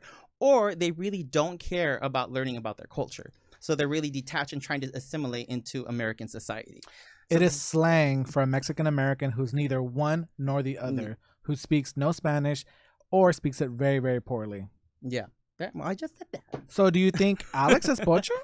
Is that what you're saying? Well, I'm definitely not to offend you, but like that's what I got when I stumbled upon him. Like, okay, let me see what this guy has to offer. He's Latino. He's like me. He's brown. You know, he's doing it. I thought he was Italian. I've got an Egyptian, Middle Eastern. Oh, that's hot. Yeah. Yeah. So like that's what I wanted to find out about you. Do you know any lick of Spanish? So the Spanish I learned was from school. And we're talking about private school in Southern California. So it's very white. So I learned Spanish. I learned that for 2 years. And then I went to college and I learned Spanish there. I won't age myself, but it's been a while. I can fake have a conversation, but it's all gone. So are you more like cognitive of like understanding what they're talking about? Yes. Okay. So you know what they're saying, but you just can't really But read it's people. spoken so fast too, and like I'm one to talk. But it didn't come from a place of embarrassment or me. Well, no. Now that we're having this conversation, you know, I'm not that educated about my own culture. Okay. And I was on Glitter Bomb, which was LATV's first ever LGBT show, and Wait, was that before the Q agenda?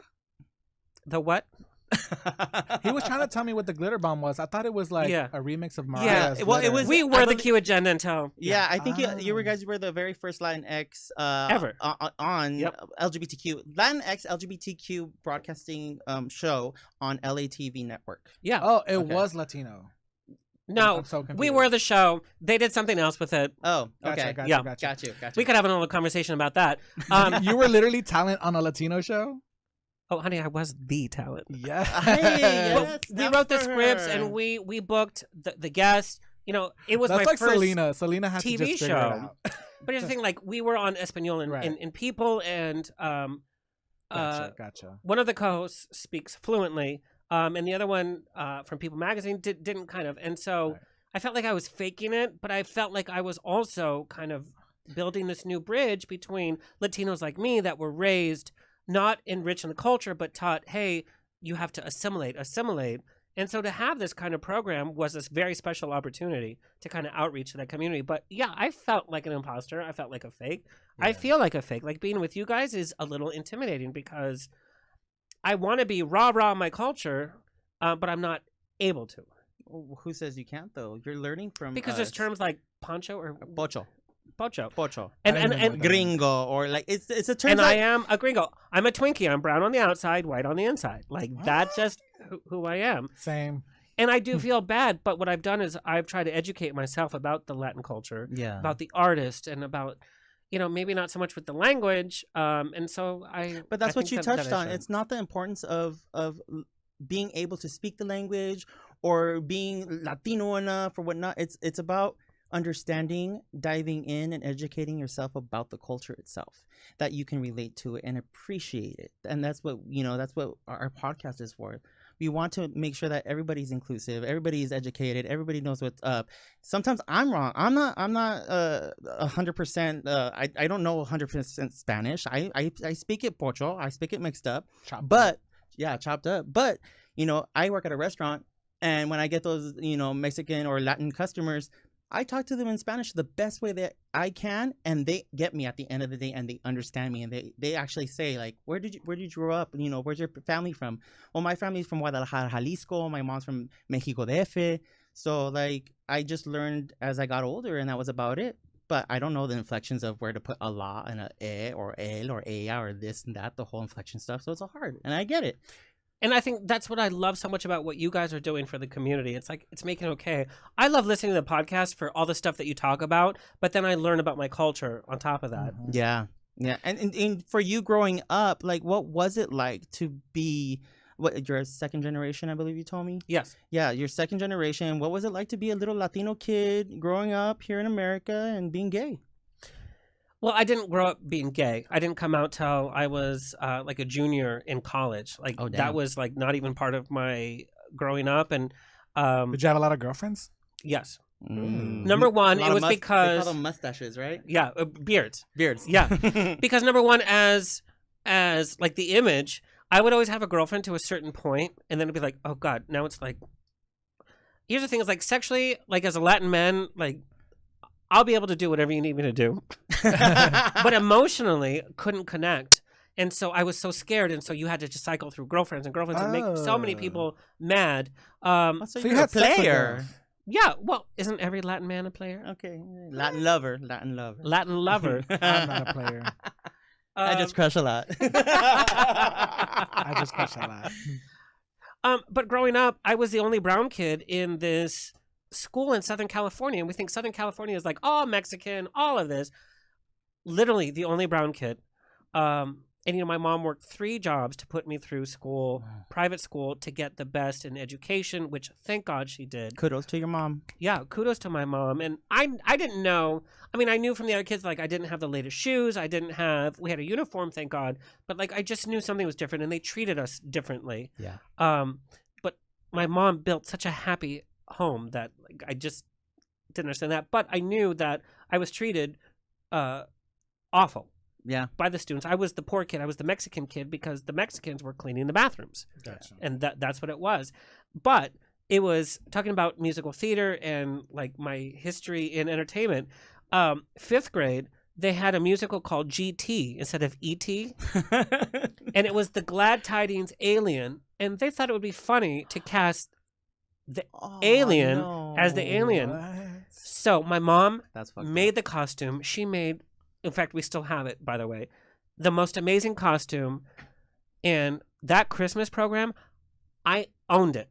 I stole all the attention from all the other whatever. And I was like, that was my first foray into like, I'm going to be in entertainment. So what they wanted to do, it backfired because then I was the star of all the shows from then on out. From me playing the alien to, fine, you want to be an alien? I'm going to own it. Yeah. Take that, putos. That's what's up. Hey, I'm right here. I heard that the new Biden administration is getting rid of that term as far as like illegal aliens. Oh, yes. Yeah. Yes. Yeah, When it comes to immigrants. That's very interesting. You know, I don't have a problem with people that are pocho because I understand that everybody was raised differently and things like that. But I'm always like, hey, that's a shame. You don't know Spanish. Like, you could have picked it up so easily as a kid, right? Like, or it sucks that your parents like left that out because when I have kids, I'm for sure want to teach them Spanish. But my problem is like, if you are pocho and the reason is because you were ashamed of it or embarrassed of it, there's a bigger issue there, right? Yeah. It's like you didn't want to learn Spanish because you didn't want to be affiliated with that, and that's the part that's scary. So now as an adult, if you look back and you can like acknowledge that and be like, you know what, that sucked back then. Now you realize you're missing out, but now you're like, okay, I can represent those people. So now you just got to educate yourself and learn about it and submerge yourself in the culture. It's not too late. No, it's not too late. And learning and being able to like research. Now I have so many more resources now. Yeah. And I have a resource like your podcast, Yeah, you know, where thank it's like, you. it's a very gentle way to be like, okay, bitch, you want to come learn? Like, we'll teach you, which is great. Yeah. But like, you know, the internet and just so many other things, we'll find out that the culture is so rich. Yeah. Oh, yeah. Does your mom speak Spanish? Oh, fluently. Really? Yeah. And she never taught you, or you just never picked it up? Like I said, it was just, it was this like idea of like, we want you to be the best student ever. And we know that American language culture is just not the best. You have to take it as an elective. Whereas other nations know multiple languages, and Yeah. it's not a slight. You know, Southern California, the Hispanic culture upholds a lot of SoCal, but we're always treated as inferiors. Exactly. Mhm. And that's what sucks. That's why they always say that we're the majority minority. The Yeah. majority Oh, minority. interesting. Yeah. Yeah, Yeah. most definitely. And I mean, is your mom a single mom, or was she raising Oh, you? she's single, girl. Okay. Try to hook her up with anybody. No, No. because I just really want to shout your mom out. You should say her name because she raised an amazing son. Oh, And you're so sweet. we're glad that, you know, that you're still learning about the culture and that you're still part of it. You always will be a part of it. You know, you're just trying to get familiarized with it. And that's the plus side of it. And I'm really grateful that your mom is teaching you that, or that your mom taught you that. So, Well, thank you. And, you know, we have a lot to be proud of. My grandfather was one of the engineers, scientists there in the control rooms for NASA. He was one of the first engineers that they hired. They didn't know how much to pay these guys, and so they just paid him whatever. And so when my mom was growing up... He was a hidden figure. Right? But he felt like he had to assimilate as well. There was just this different need at that time. And it wasn't out of embarrassment, even though talking about it sounds like embarrassment. Yeah. It was about the need to survive at that time. I was gonna say maybe it was dangerous too. Yeah. Yeah. Oh, yeah. Yeah. Well, you never knew what was going to happen because everybody's looking at you because you're a different color. So it's like, you're always on edge. This always reminds me of the movie Clueless when they go to the valley. Oh, my God. What is that? What part is that? Where she's like rolling with the homies. Oh, I miss her. A little movie fun fact. Remember when Alicia Silverstone in Clueless was talking about the Haitians? She literally didn't know how to pronounce it. So they were filming and she didn't know how to pronounce it. And the producer was like, leave that. Alicia, we love you, but not how to. Haitian. Oh, well, I miss Brittany Murphy. She's my favorite actress. She was amazing. That famous scene where she goes to the valley and she's in the parking lot and they make her like get on the ground. And she's like, it's an Alaya. Yeah. So that is at Circus Liquor in North Hollywood, and right next to it is Club Cobra, which is where we got our start at. Yeah, where our podcast first started. With shout out to Marty Sokol for helping us out with that. Yeah, and so we did all season 1 there, and then COVID hit, and then we started doing it virtually. Mm-hmm.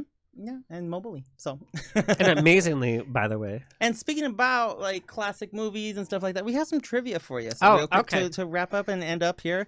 And do I need to pour a little bit more? Yeah, pour a little bit more. It's just gonna be about who knows if you know. Well, you probably know, but we'll find out. So it's who else is there in Hollywood that we know are Latino and that doesn't speak Spanish or that does. So first one is Jessica Alba. Does she speak Spanish? Mm-hmm. No. Okay. Where do you think she's from? Her family? She's from Nickelodeon's Laboratories. Oh, honey. Do you know she's married to one of the richest men ever? She doesn't have to work, but she's working. She did some cop show last year on like Paramount Plus or something. And she doesn't have to do anything. Yeah, oh, God, she's her, so like, rich. what is it? Honest. Earth, yeah, Honest the Earth Company. line, the health line. Yeah. The next one is Mariah Carey. Does she speak Spanish? Honey, she can barely speak English. She's like, I'm Mariah Carey. It's Christmas, and it's like, oh, okay. I've noticed something. Why are you a Mariah Carey hater? Oh my God, so girl. Do you know what? So let's have this conversation. When I was straight, I would tell my mom I have the biggest crush on Mariah Carey, like a poster and whatever. gay. This is when she was doing Someday. I was very young, by the way. But she was my beard. She was my celebrity crush beard. But it just lately, like, she's like if you're being paid so much money to be a performer, perform. Just like in sports. Do your job. Mm-hmm. What about Linda Carter? What the hell is Linda Carter? From Dallas? Girl, come on, please. Linda Carter. You know who Linda Carter is? Linda Carter is. Give me a hint. She has cuffs and she goes like this, and she has a magical whip. Oh, from Wonder Woman. Yeah. Does she speak Spanish? Wonder Woman. Of course not. She's She's whiter than Alex. yeah.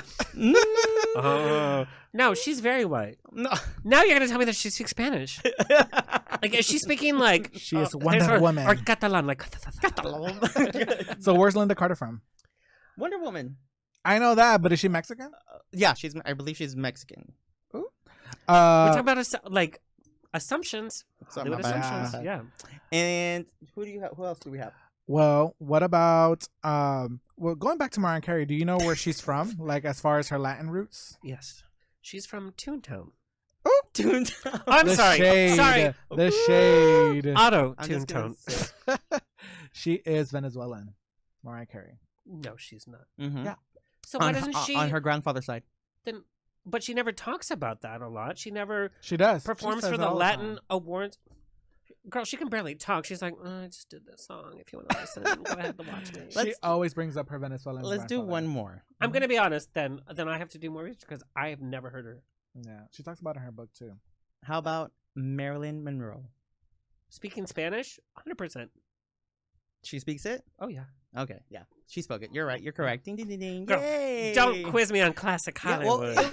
it Marilyn just- Monroe was like our girl. Yeah, she was our girl before she was our girl. Exactly. She just came out. Well, that I guess the news article just came out that I read that they're American, but her mom was born in Mexico, and so like she wanted to like stay attached to the culture and the roots from where her mom was born, and so she learned how to speak Spanish. And she used to go like on secret trips to Mexico to learn all this stuff. That's crazy. I think she was with Joe DiMaggio, right? Yeah, she was. Yeah. Those poor girls. The things that they had to go The through. classic Hollywood, yeah. Speaking of classic Hollywood, they Oh, just... sorry, Linda Carter's mom was Mexican. Yeah. Wonder Woman. Bonus points. They just announced that I Love Lucy movie. What's it called? Lucy and Desi. No, I think it was like Being the Ricardos or something like that. I don't know what the title is. It's a weird title. So Yeah. J.K. Simmons, the Oscar award winner, is playing Fred. We know Nicole Kidman is playing Lucy. Yeah. Supposedly.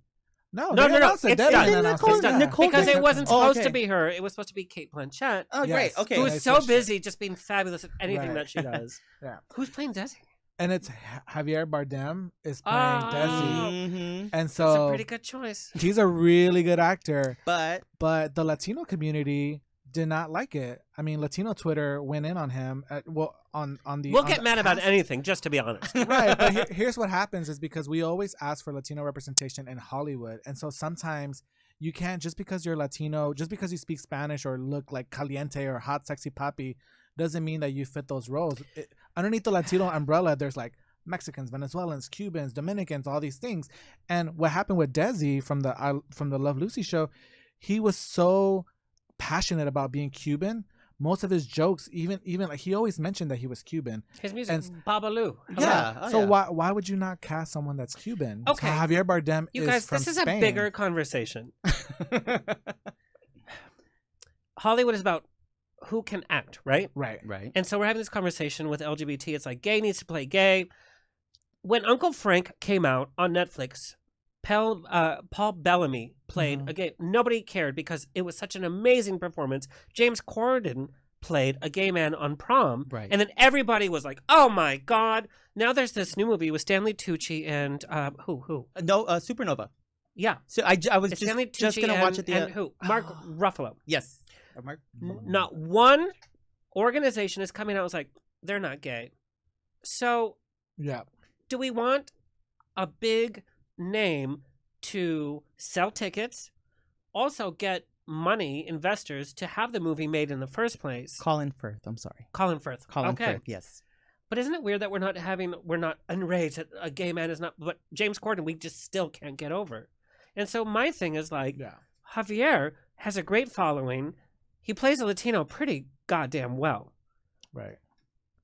Are we just trying to get the story told and we are trying to get the story told, and if you're going to tell the story correctly, you have to, him being Cuban was such a big part of his story, and I think that's where the uproar was. And there's plenty of Cuban actors who can play the role. Who? Give me one A-lister. Is Javier? He's more like a what? He's to Javier me. Bardem He's an A. Pitbull. Yeah, I'm just kidding. He's an A-lister. He's So from give Spain. me a Cuban A-lister that can take the role.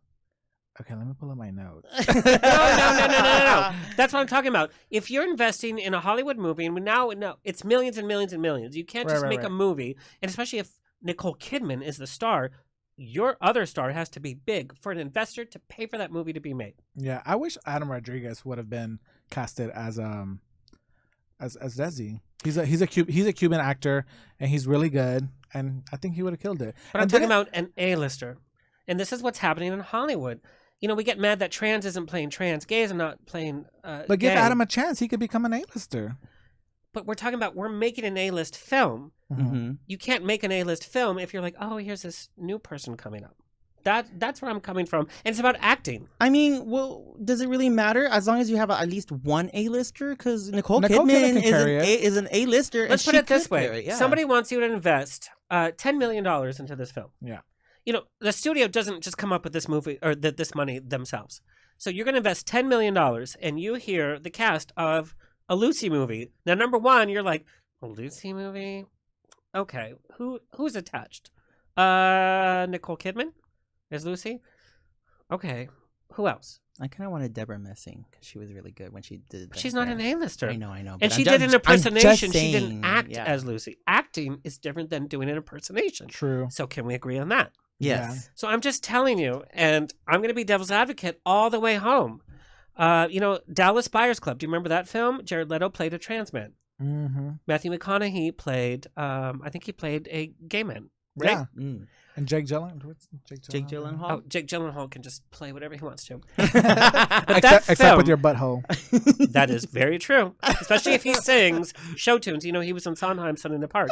But this movie would never have been made. It never would have won any of the Oscars if Jared Leto was not in it and if Matthew McConaughey was not in it at the same time. I'm telling you, it would not have gotten any Oscar nominations, which means an audience would never have seen that film. Everybody has to watch a nominated film. Mm-hmm.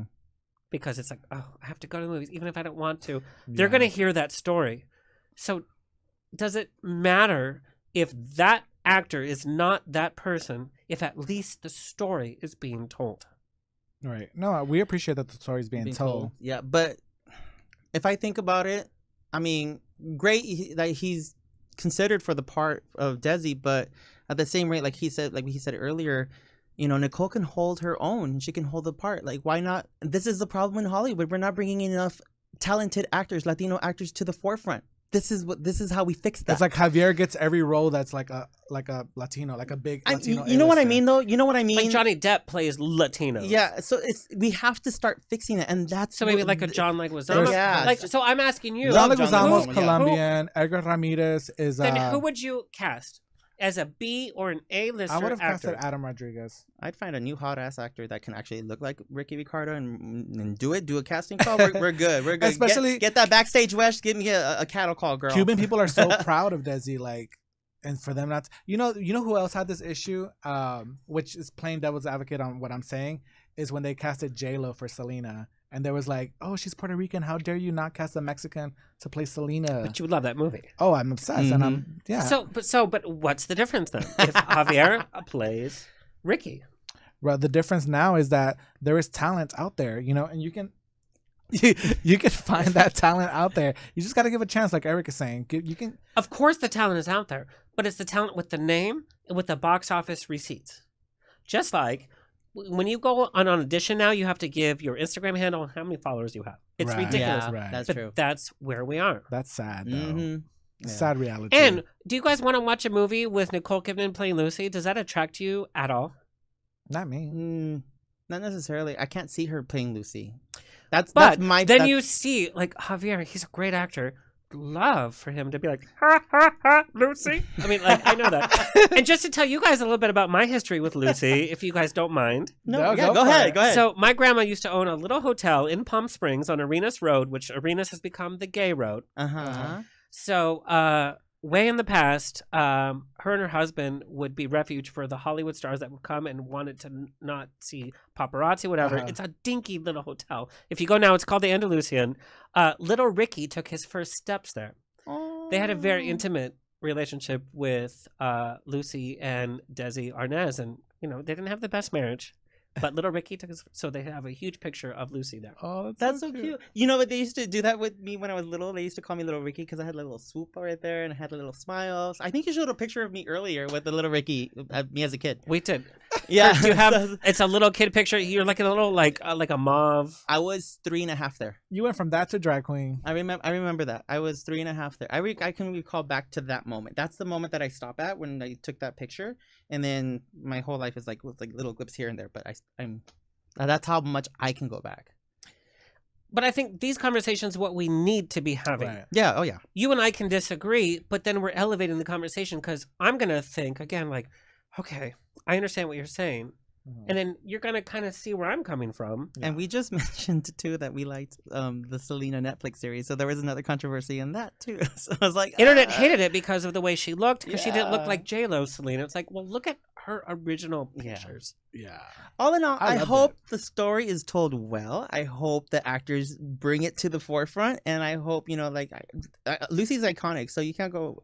Hopefully you don't go wrong with Lucy, but Yeah. I love Lucy. I've been watching them on the reruns for Hulu lately, so it's good. Well, and I'm a huge Trekkie, by the way. Oh. Lucy told Desilu Productions to fund the first season of Star Trek. Star Trek would not be here if it wasn't for Lucille Ball. She saw the point of the show, which was about equality and about venture into space. And you know that Lucy designed the multi-camera sitcom that we see today, and it had never been done. You know how we see them from all angles? Yeah. That was her design. She literally engineered that. Dang, Wow. I didn't know that. Shoot. I thought it was Desi. Oh, right.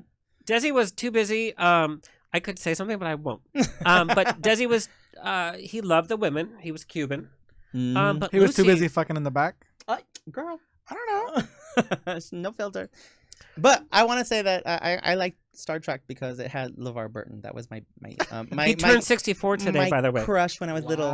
Reading Rainbow. I had a crush on LeVar Burton. LeVar Burton was your crush? From Reading Rainbow. Yeah, I had LeVar Burton and Bruce Willis. And Bruce Willis. I love Bruce Willis. He was so sexy and hot. Bruce Willis can do no wrong. Fifth Element. Hello, Lulu. But LeVar Burton. Yeah, he was a hot black guy.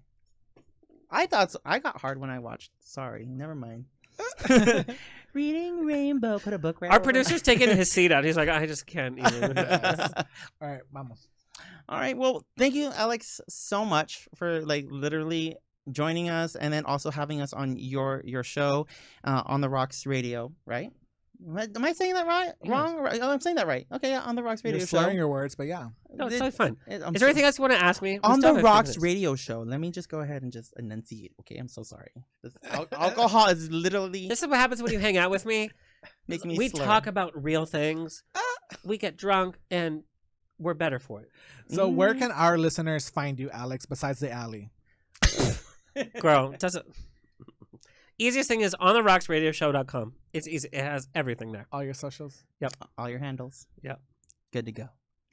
All right, guys. Well, that is it. And just wanted to say thank you so much for just being a part of the show. And we can't wait to work with you again sometime soon. Yes. All right. Hey.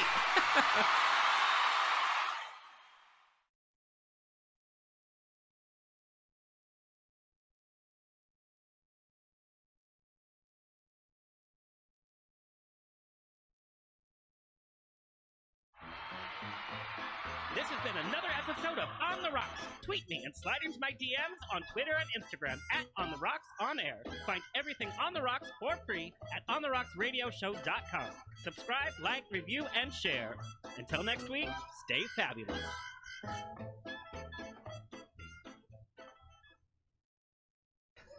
So that was it. It's always a grab bag of fun. Every week on The Rocks, a big thank you to our fabulous guests, our engineer Kurt, our studio producer Michael Vega, and our intern Alexis Mendez. And above all, you are fabulous guests. Coming up, we have Beverly Hills Housewives. Sutton Strack is coming in studio. I'm very scared. So stay tuned. Stay happy, stay healthy, stay sexy, stay tipsy. Awesome. Bye. Cheers. This has been another episode of On the Rocks. Tweet me and slide into my DMs on Twitter and Instagram at On the Rocks On Air. Find everything On the Rocks for free at OnTheRocksRadioshow.com. Subscribe, like, review, and share. Until next week, stay fabulous.